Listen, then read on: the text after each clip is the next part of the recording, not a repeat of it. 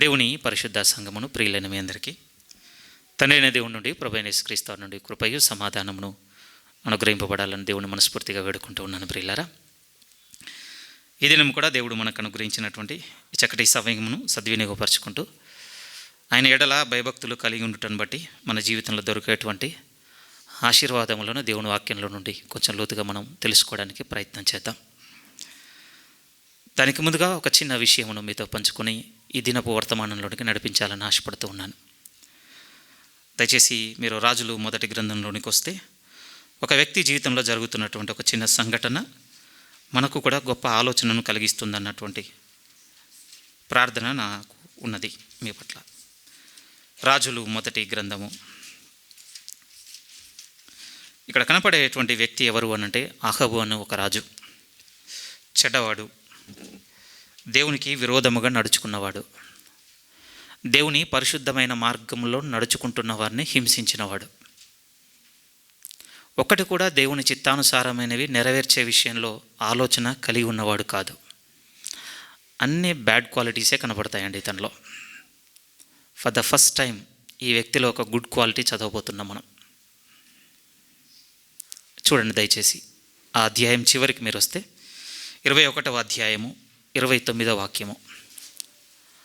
రాజులు మొదటి గ్రంథము 21వ అధ్యాయము 29.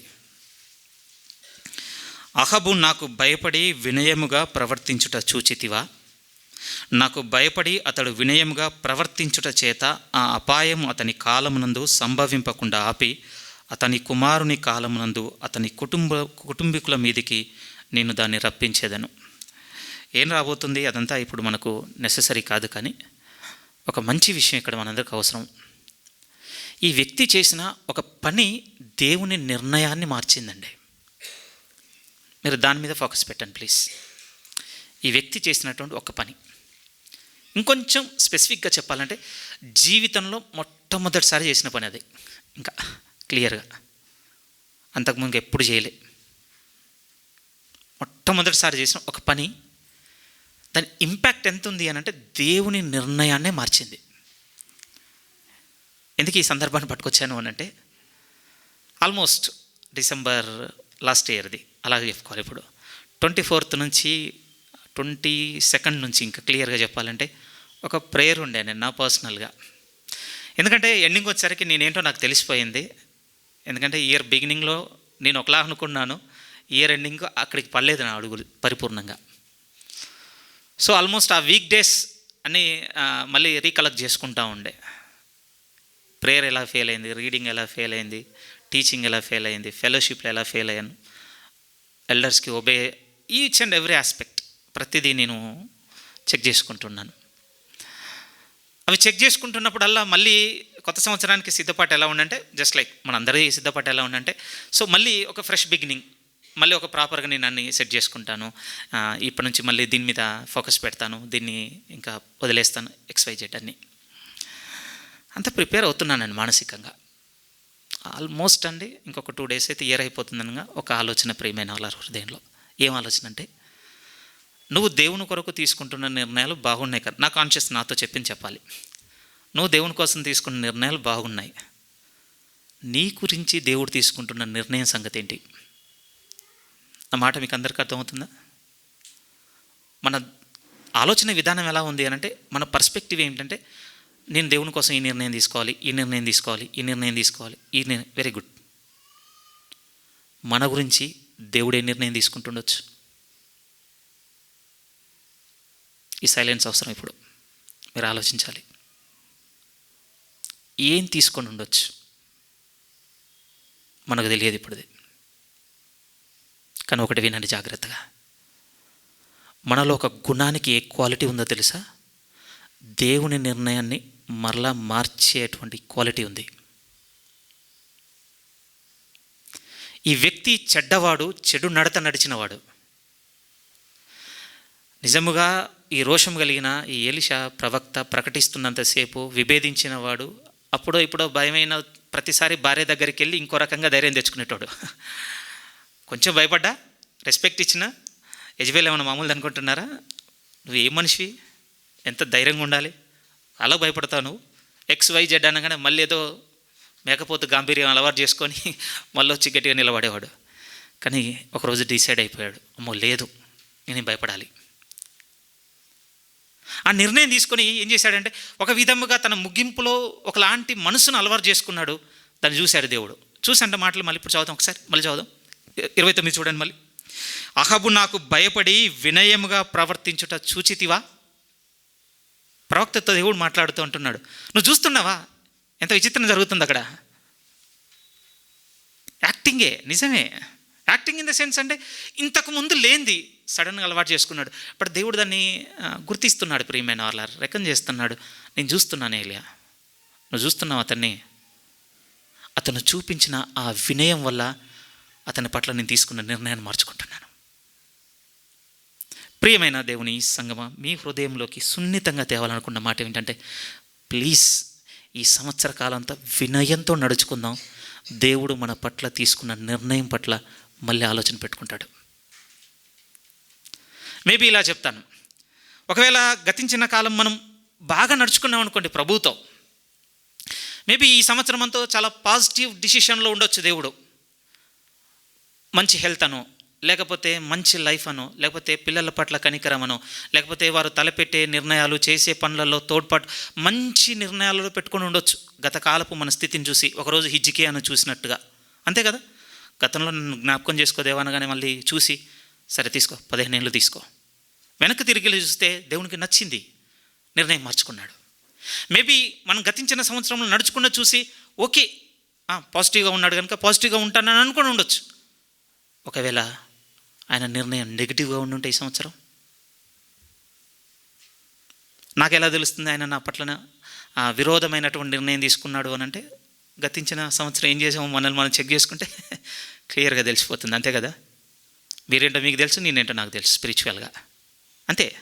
నేనేంటో మీకు అసలు తెలియదు, మీరేంటో నాకు అసలు తెలియదు, నిజం.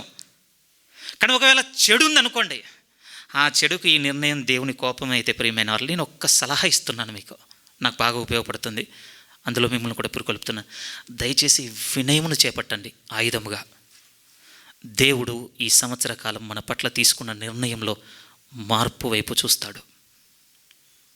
ఇంకొక మాట చేత దీన్ని బలపరుస్తాను, అద్భుతంగా ఉంటుంది ఈ మాట, బట్ మోర్ సీరియస్ ఈ వర్స్. ఒకసారి రండి, హగ్గయి కాదు జెఫన్యా, రైట్, మిస్ అయిన పుస్తకాన్ని, జెఫన్యా పుస్తకము చివరి నుంచి 3వ లేకపోతే 4వది అనుకోండి. మలాకి, జకరియా, హగ్గయి, జెఫన్యా అంటే 4వది, రైట్, చివరి నుంచి 4వ పుస్తకం, పేజ్ నెంబర్ 773. ఓకేనా. జెఫన్యా గ్రంథము 2వ అధ్యాయము 3వ వాక్యం చూడండి. 3వ వాక్యం, జెఫన్యా గ్రంథము 2వ అధ్యాయం 3. దేశంలో సాత్వికులై ఆయన న్యాయ విధులను అనుసరించు సమస్త దీనులారా, యెహోవాను వెతుకుడి.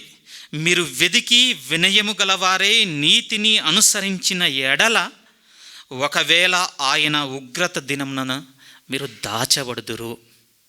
వాస్తవానికి చూస్తే గ్యారంటీ లేదన్నట్టుగేమో రాయబడింది, కానీ అహబు నుంచి సపోర్ట్ తీసుకొచ్చి కొంచెం అవకాశం మీకు నాకు హోప్ క్రియేట్ చేస్తున్నాను ఇక్కడ. మనము కనుక వినయంతో దేవుని వైపు తిరిగితేనట ప్రియమైన వాళ్ళరా, దేవుడు అంటున్నాడు, నా ఉగ్రత నుండి నేను దాస్తాను కరుణాకర్. నేను మీ పేరు మీరు పెట్టుకోండి ప్లీజ్. ఎప్పుడు వినయము చూపినప్పుడు, మళ్ళీ రిపీట్ చేస్తాను, వినయము చూపినప్పుడు. ఇది ఎందుకు ఇంట్రడక్షన్గా పట్టుకొచ్చాను, ఎండింగ్కి వెళ్ళగాదు చెప్తాను. రైట్, ఇప్పుడు మనకు నేను వినయంతో నడుచుకోవాలంటే ఏం చేయాలని అడిగారు అనుకోండి. ఒకవేళ ఊరికే చెప్తాను కొన్ని మాటలు. సంఘంలో ఉన్న భర్తలందరితో చెప్తున్నాను, మీ భార్యను మీ సొంత శరీరం వలె మీరు ప్రేమించుట వినయము. 2 ఆలోచన చేయకండి. దేవుడు చాలా కోపంతో ఉంటాడు, ఇష్టం లేదు ఆయనకి. సంఘంలో ఉన్న భార్యలుగా ఉన్న సహోదరి మనలందరితో చెప్తున్నాను, మీ భర్తలకు మీరు లోబడి ఉండుట వినయము. ఈ సంవత్సరం మీరు చూపే ఆ వినయమును బట్టి మీ ఎడల తీసుకున్న నిర్ణయంలో పునరాలోచనలో ఉంటాడు దేవుడు. సంఘంలో ఉన్న నా వల్ల యవనస్తులందరితో చెబుతున్నాను, మీ తల్లిదండ్రులకు మీరు లోబడుట వినయము. ఈ సంవత్సరం మీ ఎడల దేవుడు తీసుకున్న నిర్ణయంలో పునరాలోచన ఉంది. సంఘంలో నడిపే నాయకులు కూడా చెప్పుకుంటున్నమాట, పేతురు గారు రాసిన మాట నుంచి, మేము సంఘం మీద ప్రభువులై ఉన్నట్టుండనంత కాలము దేవునికి ఎడల మేము వినయం కలిగి ఉన్నట్లే. ప్రభులమే రూల్ చేసామా, ఇంకా అయిపోయింది సంగతి. దేవుడు నిర్ణయం మారిపోతుంది. విశ్వాసులుగా నా మీ అందరితో చెబుతున్నాను, మీ యొక్క ఆత్మల విషయమే లెక్క ఒప్ప చెప్పాలన్న నిబద్ధతతో మిమ్మల్ని కాస్తున్న వారికి వారి మనసు నొప్పించకుండా విధేయులై ఉండండి. దేవుడు మీరు చూపించిన ఆ వినయమును బట్టి నిర్ణయము మార్చుకుంటాడు. Very very important. మీకు అర్థమైతే ఈ సంవత్సరం ఎలా సాగాలో మీకు తెలిసిపోతుంది. ఇంక ఈ విషయం ఇక్కడితో నేను ముగిస్తున్నాను ప్రియమైన వాళ్ళారా. ఇక ఈరోజు వర్తమానంలో స్థిరముగా సాగుదామండి. ఈరోజు మనము నేర్చుకోబోతున్నటువంటి సారాంశం దేనికి సంబంధించిందంటే, మళ్ళీ మీకు క్లుప్తంగా చెప్తున్నాను. దేవుని ఎడల మనము భయము భక్తి కలిగి ఉన్నటువంటి జీవితంలో నడుచుకుంటే దేవుడు మనకు అనుగ్రహిస్తున్నటువంటి ఆశీర్వాదములను చూద్దాం ప్రియమైన వాళ్ళ. మాకు లాస్ట్ వీక్ యేసుక్రీస్తు గురించి మాట్లాడుతున్నాను, మరి ప్రభు గురించి చెప్పట్లేదు అని అంటే, ప్లీజ్ దాన్ని మెడిటేట్ చేసిన తర్వాత అర్థమైంది. ఇది చాలా ఒక పాయింట్ దగ్గర అయితే మరీ ఎక్స్పోజ్ అయ్యానండి. దాని విషయంలో దేవుడు నన్ను క్షమిస్తే కానీ మళ్ళీ నేను దాని ప్రస్తావన తీసుకురాను. నేను మళ్ళీ మోస్ట్లీ ఎండింగ్లో మాట్లాడుకుందాం ప్రభు గురించి. కొంచెం ఫార్ సీరియస్ అయింది. నేను ఆ విషయంలో తేలిపోయి ఉన్నాను ప్రియమైన వాళ్ళారా. దేవ నేను నిర్లక్ష్య పెట్టాను, క్షమించమని అడగడం జరిగింది కూడా. అందుకోసం దాన్ని కొంచెం ఒక 2 వారాలకు ఎక్స్టెండ్ చేస్తున్నాను. ఈరోజు మనం స్థిరంగా నేర్చుకోబోతున్న విషయాల్లో మనం సాగబోతుంది ఏమిటంటే, ఆయన వలన కలిగి ఉన్నటువంటి భయభక్తుల వలన మనకు దొరికేటువంటి ఆశీర్వాదములు. రైట్, వాటిని గురించి 1 by 1 ఎక్కువ రెఫరెన్స్లు ఉంటాయి. ఈరోజు 1 by 1 నేర్చుకోవడానికి ముందు ఇంకొంచెం లెన్స్ క్లియర్ చేసుకుందామండి. ఏ విషయంలో అంటే, దేవుని ఎడల భయభక్తులు అన్న ఆ మాటలో ఇంకొంచెం అర్థంలోనికి మనం కొనసాగుదాం. ఇప్పటివరకు మనం విన్నదాన్ని బట్టి చూస్తే అవగాహన ఎంతవరకు అయిందంటే, దేవునికి ఒక పరిపూర్ణమైనటువంటి గౌరవంతో కూడినటువంటి మర్యాదనిచ్చుట అన్నటువంటి విషయం మనకు తెలుస్తుంది. ఆయన రెస్పెక్ట్ చేయాలి. ఏదో క్యాజువల్గా కాదు, లేజీగా అంతకన్నా కాదు, ఒక భయముతో కూడి, ఒక పూజ్యనీయమైన అంటాగా రవ్యర్ అన్నటువంటి ఒక వర్డ్ కనబడుతుంది. అలాంటి ఒక గౌరవ భావంతో కలిగినటువంటి ఒక భయమును కనపరచాలి, ఒక మర్యాదనివ్వాలి అని మనం నేర్చుకున్నాం. అయితే బాగా వినండి, యెషయా గ్రంథంలో ఒక మాట ఉంటుంది ప్రియమైన వాళ్ళారా. ఈ మాటను తాకుదాం ముందుగా. యెషయా గ్రంథం 29వ అధ్యాయంలోనికి మీరు వస్తే, యేసుక్రీస్తు వారు బాగా రిపీట్ చేసినటువంటి వర్స్ అండి బైబిల్లో, న్యూ టెస్ట్మెంట్లో. Very very important. యెషయా గ్రంథము 29వ అధ్యాయము 13వ వాక్యాన్ని ముందుగా చూస్తే మీరు 13. యెషయా గ్రంథము 29వ అధ్యాయం 13. ఈరోజు కూడా కొంచెం స్లోగా వెళ్దాం, ఎందుకంటే ఈ చలికి నాకు కూడా స్పీడ్గా మాట్లాడడం రావట్లేదు. మీకు కూడా అర్థమవుతుంది, వాళ్ళగా కొంచెం ఇబ్బందిగానే ఉన్నా వినండి ప్లీజ్. యెషయా గ్రంథము 29వ అధ్యాయం 13 నుంచి. ప్రభువు ఇలాగు సెలవిచ్చుచున్నాడు, ఈ ప్రజలు నోటి మాటతో నా యొద్దకు వచ్చుచున్నారు, పెదవులతో నన్ను గణపరచుచున్నారు, కానీ తమ హృదయము నాకు దూరము చేసుకొని ఉన్నారు. వారు నా ఎడల చూపు భయభక్తులు మానవుల విధువులను బట్టి వారు నేర్చుకొనినవి. ఎలాంటి ప్రజెన్స్ వచ్చిందట అంటే, ఫాలో అవుతున్నటువంటి అంటే వెంబడించేటువంటి సమూహం నాకు ఎలాంటి మనసు వచ్చేసిందట అంటే, కనపడితే భయపడుతున్నట్టుగా యాక్ట్ చేద్దాం, పక్కకి వెళ్ళిపోయిన తర్వాత మనం నచ్చింది మనం చేసుకుందాం అన్నటువంటి అభిప్రాయంలోనికి వెళ్ళిపోయారటండి. మీరు చెప్పండి, ఇది లేదా? మన దగ్గర ఒకటి ఉందండి. ఒక వ్యక్తి మన ముందున్నాడు అనుకోండి, అంత బాగా మాట్లాడతామండి. లేడు అనుకోండి, అయిపోయింది ఎంత. ఇంకా వాడి ట్రూ కలర్ ఏమో కానీ మన ట్రూ కలర్ బయటకు వస్తుంది అప్పుడు. నా మాట మీకు అర్థమైందా? మనం చెప్పే మాటలో వన్ ట్రూ కలర్ ఉందో లేదో తెలియదు, కానీ మనలో ఉన్నటువంటి ట్రూ కలర్ బయటకు వస్తుందండి అప్పుడు. ABXYZ. దేవుడు కూడా అదే అంటున్నాడు. సండే వైడబ్ల్యూసీ అని చూస్తున్నావా, బోధించటం చూస్తున్నావా, అబ్బా ఎంత మర్యాదగా ఎంత భద్రతగా మాట్లాడుతున్నాడు. మీరు సండేనే చూస్తున్నారు, నేను మండే నుంచి సాటర్డే వరకు చూస్తున్నాను. వాడి ఇంట్లో వాని ఆలోచనలో చూస్తున్నాను, వాని మాటల్లో చూస్తున్నాను, వాని నడవడికలో చూస్తున్నాను, ప్రతి డీటెయిల్లో చూస్తున్నాను. అదే అంటున్నాడు దేవుడు. ఎలాంటిది వచ్చేసిందంటే, మళ్ళీ చదువుదాం 13. ఈ ప్రజలు నోటి మాటతో నా యొద్దకు వచ్చుచున్నారు, పెదవులతో నన్ను గణపరుచుచున్నారు, కానీ తమ హృదయమును నాకు దూరము చేసుకొని ఉన్నారు. వారు నా ఎడల చూపు భయభక్తులు మానవుల విధులను బట్టి వారు నేర్చుకునినవి. కాగా నేను మరలా ఈ జనుల ఎడలో ఒక ఆశ్చర్యకార్యమును జరిగించదును. ఇలా చెప్పుకుంటూ వచ్చిన తర్వాత అలా ఒక విధంగా వేషధారణతో మాయా వేషంతో నడుస్తున్నటువంటి ఆ తత్వం ఉన్న వారితో 15లో కూడా ఏమంటున్నాడు చూస్తే, 15 మాట కూడా కొంచెం లోతుగా ఉంటుంది. తమ ఆలోచనలు యెహోవాకు కనబడకుండా లోపల వాటిని మరుగు చేయజూచుకుని వారికి శ్రమ. మమ్మును ఎవరు చూచెదరు, మా పని ఎవరికి తెలియననుకొని చీకట్లో తమ క్రియలు జరిగించే వారికి శ్రమ. అరే ఎంత రిలేటబుల్గా ఉన్నాయేంటండి ఈ వాక్యాలు. ఏదో దగ్గరగా వచ్చి మన అంతరంగంలోనికి తొంగి చూసి మాట్లాడుతున్నట్టుగా ఉన్నాయి చూడండి. ఎక్కడ అంటున్నాడు తెలుసా?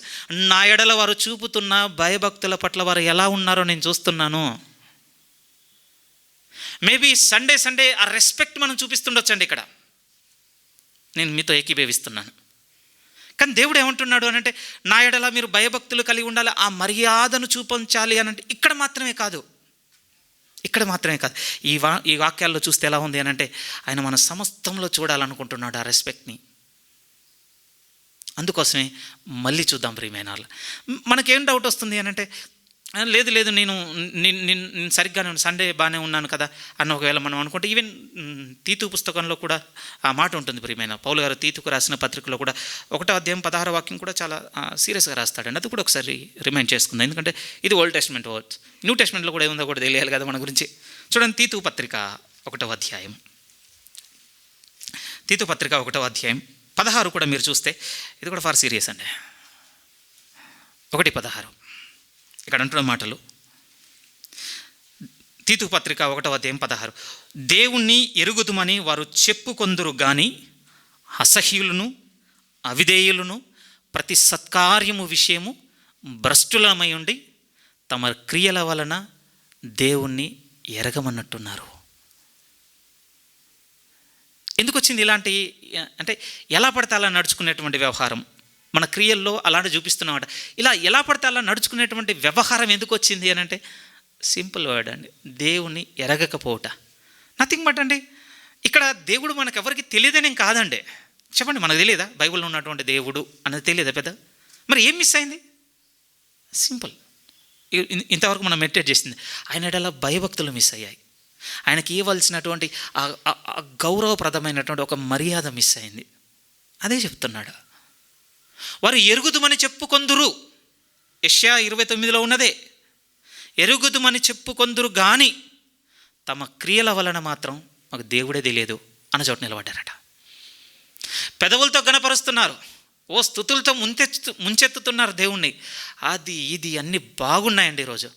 కానీ దేవుడు అటువైపు నుంచి ఇటు రిప్లై ఇస్తే ఎలా ఉంది అని అంటే, సంతోషంగా లేడు ఆయన. అందుకోసమే మనల్ని కట్టుకోవడానికి సాగుతున్నాయి ఈ మాటల్లో. మీకు అర్థమవుతుంది కదా? ఇంకొన్ని చూద్దామండి. దేవుడు భయభక్తులు అన్న ఆ విషయాన్ని మనకు అర్థం చేయించడానికి, ఇంకా మన దగ్గరికి తీసుకురావడానికి ఇంకేం మాటలు చెప్పాడు ఆయన. నా ఎడల భయభక్తులు కలిగి ఉండటం అంటే ఇది చేయటాన్ని ఇంకేం విషయాలు చెప్పాడో అవి కూడా కొన్ని నోటీస్ చేద్దాం. అలాగనా ఇది దేవుని ఎడల నేను భయభక్తులు కలిగి ఉండటం అంటే అర్థము అని కొంచెం అవగాహనకు వస్తాం మనం. కొన్ని వాక్యాలు చూద్దాం. ఎక్కువ రిపీటెడ్గా చెప్పబడినటువంటి వాక్యం చూద్దాం. ముందుగా సామెతల గ్రంథంలోనికి మీరు వస్తే, అబ్బో ఇది ఎన్నిసార్లు చెప్పబడిందో మీరు చూడండి. సామెతల గ్రంథము 3వ అధ్యాయం. దేవుని యందలి భయభక్తులు అనంటే ఇంకొంచెం మోర్ మీనింగ్ మనకు అర్థమయ్యేటువంటి మీనింగ్ మీరు చూడగలిగితే 3వ అధ్యాయము సామెతల గ్రంథము 3వ అధ్యాయం 7వ వాక్యం చూడండి. 7, నేను జ్ఞానిని కదా అని నీవు అనుకొనవద్దు. ఈ పదం చూడండి, యెహోవా యందు భయభక్తులు కలిగి చెడుతనమును విడిచిపెట్టుము. దేవుని ఎడల భయభక్తులు అన్నటువంటి పదానికి ఇంకొంచెం అర్థం ఏం కనపడుతుందంటే, చెడును విడిచే మనస్సు. ప్రియమైన వాళ్ళారా, చెడును విడిచిపెట్టుట ఎన్నిసార్లు ఉందో చూస్తారా? ఇది ఇక రాసుకోండి మీ ఓపిక. అదే సామెతల గ్రంథము 8వ అధ్యాయం 13. రాపిస్తాను ఈరోజు చాలా ఎక్కువ రాపిస్తాను మీతో. 8:13 కూడా చూడండి. నేను చదువుతున్నాను. 8వ అధ్యాయం 13. యెహోవా యందలి భయభక్తులు కలిగి ఉండుట చెడుతనమును, ఇంకొంచెం ముందు అసహించుకొనుటయే. మనందరికీ కొన్ని కలర్స్, ఫుడ్స్ కొన్ని ఉంటాయి కదా, ఇష్టం ఉండదు. వాటి పట్ల ఒక ఫేస్ ఎక్స్ప్రెషన్ ఉంటుందండి మన దగ్గర, అది దగ్గరకు వస్తుందనగానే. దేవుడు అంటున్నాడు, ప్రియమైన వాళ్ళారా, నా ఎడల భయభక్తులతో ఉన్నాడు అనంటే వాడు నడవడికలు ఏం కనపరుస్తాడంటే చెడుతనం చూడగానే అసహించుకుంటాడు, వేగంగా దూరం పెడతాడు. కాదు ఏదో అంటే చాలా అనాలోచనగా అప్పుడో ఇప్పుడు అలా కాదటండి. ఇందులో ఎదిగినవాడు అసహించుకోవడం మొదలు పెట్టేస్తాడట. ప్రియమైన వాళ్ళారా, ఇంకొక మాట ఇదే సామెతల గ్రంథము 16వ అధ్యాయము. ఎగైన్ కనబడుతుందండి. 16వ అధ్యాయం 16 చూడండి ప్లీజ్. మిస్ అయ్యాను. 6 సామెతల గ్రంథం 16వ అధ్యాయం 6 సెకండ్ పార్ట్ చదువుతున్నాను. యెహోవా యందు భయభక్తులు కలిగి ఉండటం వలన మనుషులు చెడుతనం నుండి తొలగిపోవుదురు. దీనికి బెస్ట్ ఎగ్జాంపుల్ కావాలంటే ఒక వ్యక్తి లైఫే ఉందండి బైబిల్లో మనకి. భూమి మీద ఒక్కడేనాట ఆ టైంకి అలాంటి వ్యక్తి. ఎవరికి ఇస్తున్నటువంటి విట్నెస్ తెలుసా అండి? అంతరంగం తెలియని వాని గురించి. అంటే ఏ విధంగా చెప్పాలి, ఇప్పుడు మనుషులు ఇద్దరు మాట్లాడుకుంటున్నారు అనుకోండి, మీరు నేను ఎంతవరకు తెలుసుకోగలము అని అంటే అతను బాహ్యంగా చేసినవి కొన్ని మాత్రమే తెలుసుకోగలమండి. నా అంతరంగం ఏం మీరు చూడలేరు. నేను మీ పట్ల ఎలాంటి సదభిప్రాయంతో ఉన్నానో దురభిప్రాయంతో ఉన్నానో మీరేం చూడలేరండి. కర్ణాకర్ అంటే ఓకేనండి, వెళ్ళినప్పుడు అలా కలిసినప్పుడు మంచిగా మాట్లాడతాడు, ఏమండండి, సో ఇట్లా చెప్పగలుగుతారు, నేను అంతే చెప్పగలుగుతా. కానీ మన ఈ యొక్క భూలోకమునకు ఆవల ఉన్నటువంటి జీవులలోనికి వెళ్ళామనుకోండి, లేకపోతే పరలోకపు సమూహంలోనికి వెళ్ళామనుకోండి, వాళ్ళు మనకంటే కొంచెం లోతెరిగిన వారు మన గురించి. వాళ్ళ మధ్య మాట్లాడుకుంటున్నారు అనుకోండి ఒక వ్యక్తి గురించి, ఫేక్ వర్డ్స్ చెప్తే ఎలా కుదురుతుందండి? జెన్యూన్ చెప్పాలి, ఎందుకంటే కౌంటర్ అటాక్ ఉంటుంది లేకపోతే. ఎందుకంటే దేవుడు అపవాదితో మాట్లాడుతున్నప్పుడు యోబును గురించి చెప్పబడిన సాక్ష్యం ఏంటో తెలుసా? అతను దేవుని యందలి భయభక్తులు గలవాడై చెడుతనమును విసర్జించినవాడు. ఎవరి గురించి చెప్తూ జీరో కౌంటర్ అటాక్స్ అండి. మీ గురించి నా గురించి అలాంటి సాక్ష్యం వినపడుతుందా? లాస్ట్ వీక్ అది ఎస్టర్డే సిస్టర్ ఫోన్లో ఒక చర్చ్ రికమెండేషన్ వచ్చింది, యూట్యూబ్ ఛానల్ది, ఒక స్కిట్. పిల్లలు చాలా బాగా చేసి ఉన్నారు. ఆ స్కిట్ ఓపెన్ చేసి చూస్తున్నాను. ఏం జరుగుతుంది అంటే, పరలోకపు సింహాసనం ముందు ఆసీనుడైనటువంటి న్యాయాధిపతి ఉన్న యేసుక్రీస్తు ముందు ఒక విశ్వాసం గూర్చి అపవాది ఆరోపణలు చేస్తుంది. ఒక్కొక్కరిని పట్టుకొని వచ్చి యాంగర్, లస్ట్, లై అనే కొన్ని క్యారెక్టర్ వీడియో ఆ రోజు చేసిండు, ఆ రోజు అన్నీ కౌంటర్ చేస్తుంది. ఆ స్క్రిప్ట్ రాసిన వారు కూడా ఆ వ్యక్తితో అడుగుతున్నాడు వెంటనే, ప్రభు గెటప్లో ఉన్నాయన, ఏంటి నీ సంగతి, ఏమంటే ఆరోపణ చేస్తుంటే ఇంకేం లేదు, ఆన్సరే లేదు. అవును అవును అవును అవును అవును అవును నాకు అర్థమైపోతుంది. కానీ ఆ రోజు ఏంటో తెలుసా అండి? యోబు గ్రంథం 1వ అధ్యాయం రండి ప్లీజ్.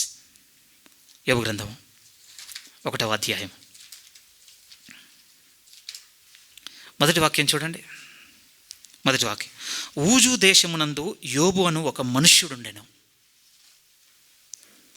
అతడు యథార్థవర్తనుడు, న్యాయవంతుడునయుండి దేవుని యందలి భయభక్తులు కలిగి చెడుతనమును విసర్జించినవాడు. ఇది మనకిచ్చిన విట్నెస్. ఓకేనా? ఓకే, బుక్ బిగినింగ్ కనుక ఇప్పుడు అపవాదితో మాట్లాడుతున్నప్పుడు కింది చూడండి, కిందికి వచ్చేసరికి 8వ వాక్యము, అందుకు యెహోవా, నీవు నా సేవకుడైన యోబు సంగతి ఆలోచించితివా? అతడు యథార్థవర్తనుడు, న్యాయవంతుడునై దేవుని యందలి భయభక్తులు కలిగి చెడుతనమును విసర్జించినవాడు. వెంటనన్నమాట, భూమి మీద అతని వంటి వాడు ఎవ్వడును. వాటే టెస్ట్ మనీ అంటే ఫ్యాక్ట్. మీకు ఇక్కడ చెప్పున, ఈ వాక్యం చెప్పే టైంకి పక్కన అబ్రాహం కూడా ఉన్నట్టు.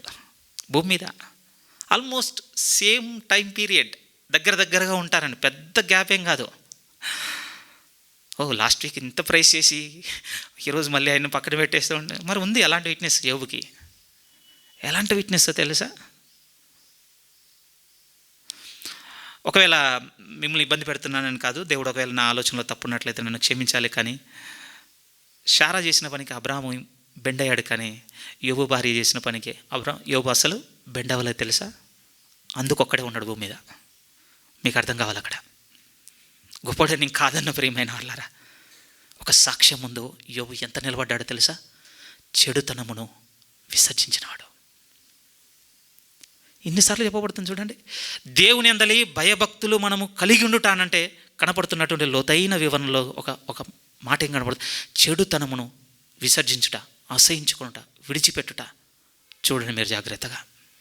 ఇంకొన్ని వాక్యాలు చూద్దాం వీటికి సంబంధించినవి. మళ్ళీ సామెతల గ్రంథము, మళ్ళీ యోబు పుస్తకంలో ఉన్న ఇంకొక ఇంపార్టెంట్ వాక్యం చూడాలండి ప్లీజ్. 28వ అధ్యాయం రండి. 28వ అధ్యాయం యోబు గ్రంథము 28వ అధ్యాయం ఎండింగ్ వాస్ 28 యోబు గ్రంథం 28వ అధ్యాయం 28 మీరు చూడగలిగితే, యెహోవా యందలి భయభక్తులే జ్ఞానమనియు దుష్టత్వమును విడిచుటయే వివేకమనియు ఆయన నరులకు సెలవిచ్చాను. ఎన్నిసార్లు చెప్పబడుతుంది చూడండి. కాంప్లికేటెడ్ ఏం కాదు ప్రియమైన వాళ్ళారా. దేవుని ఎడల భయభక్తులు కలిగి ఉండుట అంటే చెడుతనమును విసర్జించుట, అసహించుకునుట. నాకు ఒక లాంగింగ్ ఉందండి నా పట్ల, మీ పట్ల నాకు తెలియదు. ఒకవేళ ఆరోపణ చేసేటట్టుగా ఉంటే నన్ను క్షమించనుగా. నాకున్న లాంగింగ్ ఏంటంటే, నా ప్రమేయం లేకుండా ఇంకొకరి గురించి నాకు చెప్తున్నప్పుడు నేను వినను, నాకు చెప్పొద్దని గట్టిగా చెప్పగలిగే రోజు రావాలనేది నా ప్రార్థన నా జీవితంలో. ఇక మీకు అర్థమైపోవాలి మీ జీవితం కూడా. చెడొద్దు ప్రియమైన వాళ్ళారు మనకి. మళ్ళీ చెప్పనా, దేవుని అందలి భయభక్తుల్లో నిలిచేవారే మీరైతే మీకు చెడొద్దు. మొదలు పెడదాం, కొన్ని నిర్ణయాల్లో మన అడుగులు వేద్దాం, సాగుదాం.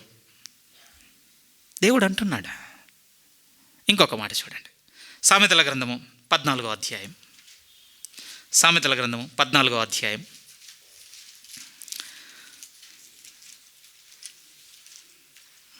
2వ వాక్యం చూడండి ప్లీజ్.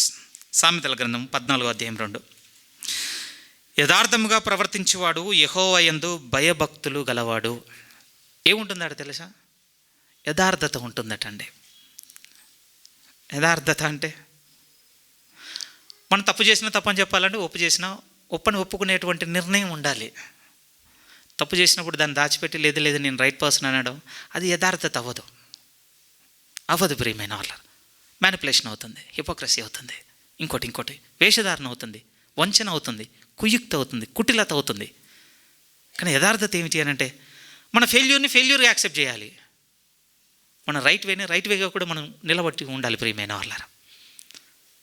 ఇందులో ఏం కనపడుతుంది? ఈ లేఖనాలు మనకు సంబోధిస్తున్నాయి అంటే, దేవుని యందలి భయభక్తులు కలిగి ఉన్నటువంటి ప్రవర్తనకు గుర్తులుగా ఉన్నాయి. చూడండి ఇవన్నీ. ఈ వారం కొన్ని, ఇంకో వారం ఇంకొన్ని. సరేనా? ఇంతవరకు ఎక్స్ప్లెయిన్ చేసిన తర్వాత మీకు ఎలా ఉంటుంది, నాకు ఎలా ఉంటుంది అని అంటే, ఇంత సీరియస్, ఇంత స్ట్రిక్ట్ లైఫ్, దేవుని యందలి భయభక్తులు అన్నటువంటి ఈ విషయంలో కొనసాగడం ఇంత కఠినంగా ఉంటే ఎందుకు అనేటువంటి ఒక చిన్న ఇబ్బంది మన లోపల ఉంటుంది. ఎవరం బయటికి చెప్పం, లోపల ఉంటుంది. అప్పుడప్పుడు అండి మనం పిల్లలకు చేసినట్టుగా దేవుడు కూడా మనకు చేస్తున్నాడు ప్రియమైన వాళ్ళ. అట్లీస్ట్ ఇప్పటివరకు దీనిలో ఉన్నటువంటి సీరియస్ ఆస్పెక్ట్ చూసాం. ఇప్పుడు ఏం చూపెడతానంటే, బెనిఫిట్స్ చూపిస్తానండి మీకు. మన లాభాల వైపు చూద్దాం. దేవుని యందలి భయభక్తులు కలిగి ఉన్నటువంటి జీవితం వల్ల ఆ జీవితానికి దొరికే లాభాలు చూద్దాం. అవన్నీ మనలో కొందరినన్నా కదిలించాలి. ఓకేనా? కొన్ని లాభం కోసం చేస్తాం కదా మనం. ఈరోజు ఆ ప్రయత్నమే చేద్దాం. అట్లీస్ట్ లాభాలన్నా మనల్ని దేవుని ఎడల భయభక్తుల వైపు నడిపించాలి. అందుకోసం సాగుదాం ప్రియమైన వాళ్ళ. బోల్డ్ రిఫరెన్స్లు ఇస్తాను ఈరోజు మీకు. కేర్ఫుల్గా చూడండి ప్రతిదీ. ముందు ఎక్కడి నుంచి మొదలు పెడదామంటే, ఫస్ట్ వీక్ చూసుకున్నట్టు వర్స్ నుంచి మొదలు పెడదాం. మళ్ళీ యెషయా గ్రంథంలోనికి రండి ప్లీజ్. యెషయా గ్రంథము 33వ అధ్యాయము. యెషయా గ్రంథం 33వ అధ్యాయము 6వ వాక్యం చూడండి ప్లీజ్. 6వ వాక్యం. ఇదే మనం బిగినింగ్ ఫస్ట్ వీక్ చూసుకున్నటువంటి వర్స్. యెహోవా భయము వారికి ఐశ్వర్యం అన్న మాట మొదలు పెట్టుకోవడం జరిగింది. సో అలాంటిదే ఈరోజు. ఇక దేవుని యందలి భయము కలిగి ఉన్నందుకు ఇక మనకు దొరికేటువంటి ఐశ్వర్యములు చూద్దాం బైబిల్లో నుండి. ఇంకా ఆబ్వియస్గా ఇంప్రెస్ అవుతాం అనుకుంటున్నా. ఈరోజు ఇంప్రెస్ కాలేదనుకోండి, వచ్చేవారు ఏం చూద్దామంటే శాపాలు చూద్దాం. అట్లీస్ట్ భయం వైపు అని వెళ్దాం. ఓకేనా? ఇప్పుడు పాజిటివ్ వైపు వెళ్దాం. వచ్చేవారు ఏం చేద్దామంటే నెగిటివ్ సైడ్ కూడా చూద్దాం. భయం అన్న కొంచెం మనం పురికొలపాలి. ఇంకా అది కూడా ఫెయిల్ అయింది అనుకోండి, లాస్ట్ వీక్ ఏం చూద్దామని తెలుసా? యాక్సెప్టెన్స్ చూద్దామండి. ఇంకా దానికి ఇంకెవరో ఒకరు నిర్ణయం తీసుకోవాలండి. ఇంకా ఆ నిర్ణయమే చివరి నిర్ణయం పోండి. ఇంకా ఈ సిరీస్ కూడా ఆ వారంతో లాస్ట్. ఇక నేను కూడా ఇబ్బంది పడలేను, మిమ్మల్ని కూడా ఇబ్బంది పెట్టలేను. ఇక్కడితో నా స్టడీ ఎండ్ అవుతుంది. ఇక సరేనా? చూద్దాం, మళ్ళీ ఒకసారి చదువుదాం. 33వ వాక్యం. సరే, నీ కాలంలో నియమింపబడినది స్థిరముగా నుండుటకు రక్షణ బాహుల్యమును బుద్ధి జ్ఞానముల సమృద్ధియు కలుగునన్న తర్వాత యెహోవా భయము వారికి ఐశ్వర్యము.